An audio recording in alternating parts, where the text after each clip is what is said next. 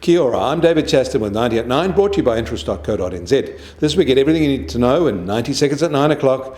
With news, we're in a period of messy transition before the expected global economic growth arrives. In the US, retail sales as tracked weekly by the Johnson Red Book are increasingly hard to judge because of the 2020 pandemic distortions.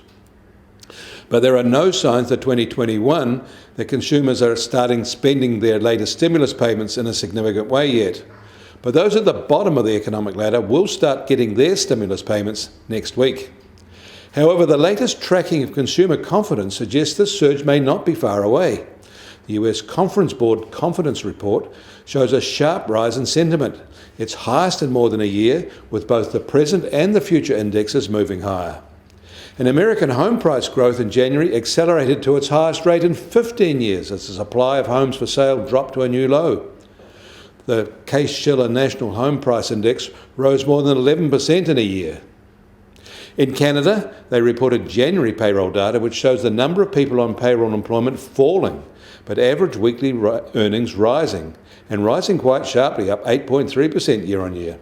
This is twisted because the low-paid who are losing jobs there, and those in jobs are working longer hours. Still, consumer confidence in Canada is rising in March.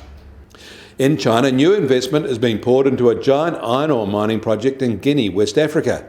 The quality of the iron ore is expected to be better than the Western Australian's Pilbara region, but the transportation risk is greater. However, it is sending a clear message that China is trying to separate itself from its dependence on trade with Australia. Japanese retail sales are starting to show some life in February with a good month-on-month rise and paring back some of the year-on-year decline. It was their best result in more than 6 months. And Hong Kong retail sales in February remained highly depressed, and the year-on-year comparison is distorted by the 2020 pandemic and their civil unrest.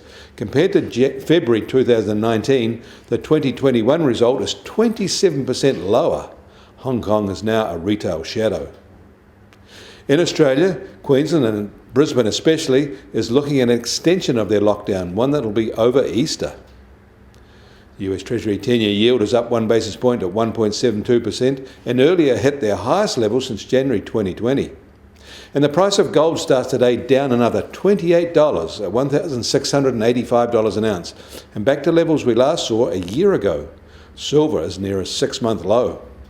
And oil prices have fallen by about $1 a barrel and then just under $60.50 a barrel in the US, while the international price is now just under $64 a barrel. And the Kiwi dollar opens the day softer, just on 69.7 US cents. Against the Australian dollar, we're marginally firmer at 91.9 Australian cents, and against the euro, we're unchanged at 59.5 euro cents. That means our trade-weighted index opens the day dipping slightly to 72.5.